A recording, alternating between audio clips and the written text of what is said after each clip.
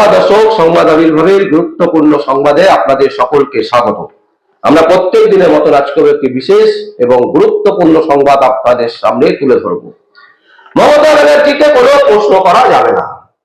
মমতা ব্যানার্জি অমিত শাহকে প্রশ্ন করতে পারবেন, মমতা ব্যানার্জি মোদীকে, নরেন্দ্র মোদী ভারতবর্ষের প্রধানমন্ত্রী, তাকে প্রশ্ন করতে পারবেন, কিন্তু মমতা ব্যানার্জিকে কোনো প্রশ্ন করা যাবে না। হ্যাঁ দর্শক, আমরা ঠিকই বলছি। শুধু মমতা ব্যানার্জিকে প্রশ্ন করলে মমতা ব্যানার্জির যারা পোষা কুকুর আছে, যে সমস্ত দালাল পুলিশেরা আছে, তারা নানান রকমের নোটিশ পাঠিয়ে দিচ্ছেন বিভিন্ন সংবাদ মাধ্যমের দপ্তরে এবং সাংবাদিকের নামে।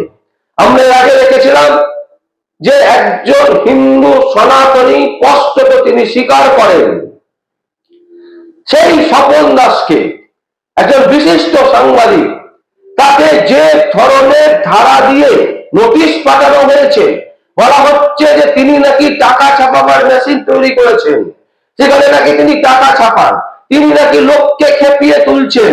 এই ধরনের ধারা দিয়ে তাকে ডেকে পাঠানো হয়েছে, তাকে স্বপন দাসকে। আমরা এবার দেখছি ভারতবর্ষের সব থেকে বড় সংবাদ মাধ্যম আর বাংলার যিনি সাংবাদিক সন্তু পানকে, তাকেও ডেকে পাঠিয়েছেন মমতা ব্যানার্জির দালাল পুলিশ। বিধাননগর ইলেকট্রনিক্স কমপ্লেক্স থানায় থেকে তাকে ডেকে পাঠানো হয়েছে। কেন তিনি মমতা ব্যানার্জিকে প্রশ্ন করেছেন, তা প্রশ্নটা কাকে করলেন? ইলেকট্রনিক্স থানার যিনি বড়বাবু আছে তাকে আমরা প্রশ্ন করছি যে আপনি বলুন তাহলে, মুখ্যমন্ত্রী মমতা ব্যানার্জির সেই দিনকে যে ফাইলটা নিয়ে এলো চুরি করে, সেই ফাইলে কি ছিল আপনি বলুন দয়া করে।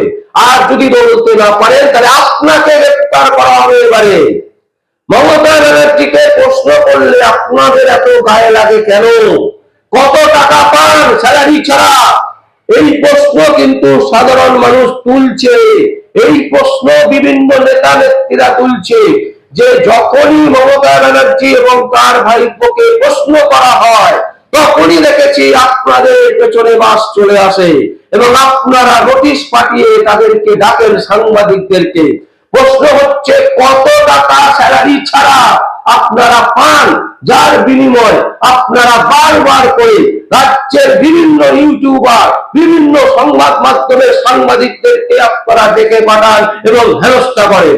কিসের জন্য? এই প্রশ্ন সংবাদ আবির্ভাবের পক্ষ থেকে আমরা করছি। সন্তু পান একজন বিশিষ্ট সাংবাদিক। হতে পারে তিনি কোন রাজনৈতিক ছত্র ছায় তিনি আছেন, হতে পারে তিনি একটি কোন রাজনৈতিক দলকে সমর্থন করছেন। ভারতবর্ষ গণতন্ত্র রাষ্ট্র, সেই রাষ্ট্রে প্রতিটা মানুষের অধিকার আছে কোন না কোন দলকে বেছে নেওয়া।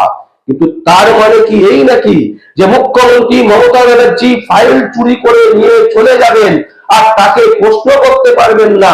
ইডি আধিকারিকদের কাজে বাধা দেবেন, তাকে প্রশ্ন করতে পারবে না কেন? এই প্রশ্ন সংবাদ মাধ্যমের পক্ষ থেকে সংবাদ আবির্ভাব আপনাদের সামনে তুলে ধরতে চাইছে যে কিসের জন্য। আর আমরা আশ্চর্য ভাবে দেখছি যে বাংলার বিশিষ্ট মানুষ, বিশিষ্ট রাজনীতিবিদ, বিশিষ্ট সিনেমা জগতের অভিনেতা অভিনেত্রীরা, তারা আশ্চর্যজনক ভাবে চুপ। এই বিষয়ে এখনো পর্যন্ত কেউ কোনো মুখ খুলছে না। সাংবাদিকদেরকে বারবার ডেকে পাঠানো হচ্ছে, বারবার পুলিশি হেনস্থা করা হচ্ছে। এই ব্যাপারে কেন জোরদার কোনো আন্দোলন হচ্ছে না, এই প্রশ্ন আমরা তুলছি। আমরা প্রশ্ন তুলছি, কংগ্রেস যেমন প্রতিবাদ করেছিল শুধুমাত্র ভাষায়, কেন তারা রাস্তায় নামছে না যে বাংলা সংবাদ মাধ্যমকে এইভাবে ডেকে হ্যারাসমেন্ট করা যাবে না? কেন আওয়াজ ছাড়া রাজনৈতিক নেতা নেত্রীরা আছে, সিপিএম বলুন, হুমায়ুন কবির বলুন, যার যে সমস্ত দল আছে, তারা তাদের নেতা নেত্রীরা কেন এই সাহস দেখাচ্ছে না? এই প্রশ্ন আমরা করছি।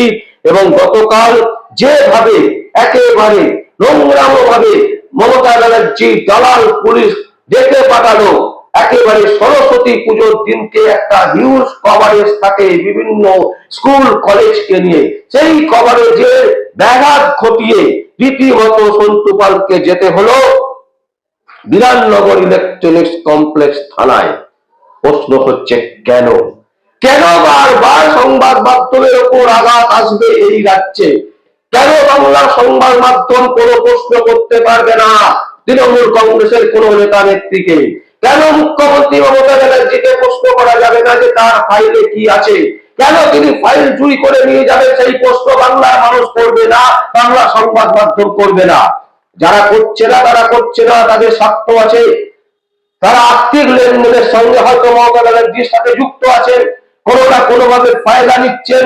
কিন্তু যারা করছে, প্রশ্ন করার অধিকার প্রত্যেকটা মানুষকে দিয়েছে সংবিধান, অথচ তারপরেও সংবিধানকে বুড়ো আঙুল দেখিয়ে মমতার দালাল পুলিশ বারবার করে অসভ্যতা করছে। এই নোংরা জঘন্যতম অপরাধ যেভাবে অনৈতিক ভাবে রাজ্যের পুলিশ ডেকে বেড়াচ্ছে বিভিন্ন সংবাদ মাধ্যমে এডিটরকে, সাংবাদিকদেরকে, এর বিরুদ্ধে তীব্র থেকে তীব্রতর গর্জন হওয়া উচিত। এবং আগামী 2026-এ মমতা ব্যানার্জি যে সমস্ত দালাল পুলিশরা আছে তাদেরকে চোখে আঙুল দিয়ে দেখিয়ে দেওয়া উচিত, ভাগ এবার ভাগ। একেবারে মমতা ব্যানার্জিকে 16 তলার থেকে নিচে নামিয়ে আনতে হবে। এছাড়া কোনো রাস্তা নেই, কোনো রাস্তা নেই। এই একটি মাত্র রাস্তা, মুখ্যমন্ত্রী মমতা ব্যানার্জিকে নবান্নের টপ ফ্লোর থেকে নিচের ঘাট ধরে নামিয়ে বের করে রাজ্যের বাইরে থেকে বের করে দিতে হবে। তাহলেই কিন্তু বাংলায় যে অশান্তির আবহ চলছে সেই অশান্তি কিন্তু শান্ত হতে পারে। এছাড়া কিন্তু বাংলার কোনো রাস্তা নেই, বাংলার কোনো দিশা নেই। বাংলাকে যেভাবে নষ্ট করে দেওয়া হচ্ছে, কুড়ে কুড়ে একেবারে ইউরের টুকরো টুকরো করে খেয়ে দেওয়া হচ্ছে, এই জিনিস হতে দেবেন না। আজকে বাংলার সংবাদ মাধ্যমদেরকে ডেকে পাঠানো হচ্ছে, কালকে আপনার বাড়ির কাউকে ডেকে পাঠানো হবে। যদি আপনি তৃণমূল কংগ্রেসের বিরুদ্ধে কোনো প্রতিবাদ করেন, তৃণমূল কংগ্রেসের বিরুদ্ধে কোন রকম কথা বলেন, মমতা ব্যানার্জির বিরুদ্ধে কোনো বাক্য প্রয়োগ করলেন, আপনাকে থানায় ডাকবে। আর কতদিন সহ্য করবেন এই জিনিস? আর কতদিন বাংলার মানুষ চুপচাপ চোখ বুঝে সহ্য করবেন? তো দয়া করে আপনারা যাবুন, প্রতিবাদ করুন। বাংলার সংবাদ মাধ্যমরা যেভাবে এগিয়ে আসছে তৃণমূলের মমতা ব্যানার্জির চোখে চোখ রেখে প্রশ্ন করার জন্য, সেইভাবে আপনারা প্রশ্ন করুন। আপনার পাড়ার যে কোনো তৃণমূল নেতাকে দাঁড় করিয়ে জিজ্ঞাসা করুন যে মমতা ব্যানার্জি ওই ফাইলে কি ছিল। প্রশ্ন করুন, প্রশ্ন করুন। প্রশ্ন করা বন্ধ করলে কিন্তু বাংলার ভবিষ্যৎ অন্ধকারে চলে যাবে। দর্শক, আমরা এই জঘন্য ঘটনার প্রতিবাদ করছি এবং সন্তু পান একজন বিশিষ্ট সাংবাদিক, তার যে নেটওয়ার্ক, বিরাট নেটওয়ার্ক, এবং সেই নেটওয়ার্কের যদি ন্যূনতম যদি আমাদের সহযোগিতা লাগে, আমরা অবশ্যই তার পাশে আছি, সন্তু পানের পাশে আছি। এবং সন্তু পানের কে বলবো যে আপনি যেভাবে এগিয়ে চলেছেন সেইভাবে এগিয়ে চলুন। বাংলার পরিবর্তন চাই, পরিবর্তন দরকার। দর্শক, আপনাদের যদি কোনো কমেন্ট থাকে অবশ্যই আপনারা কমেন্ট বক্সে কমেন্ট করবেন। আর দেখতে থাকুন পরবর্তী সংবাদ, সংবাদ আবির্ভাবে। আমার নাম বিশ্বজিৎ পাল, সংবাদ আবির্ভাবের জন্য।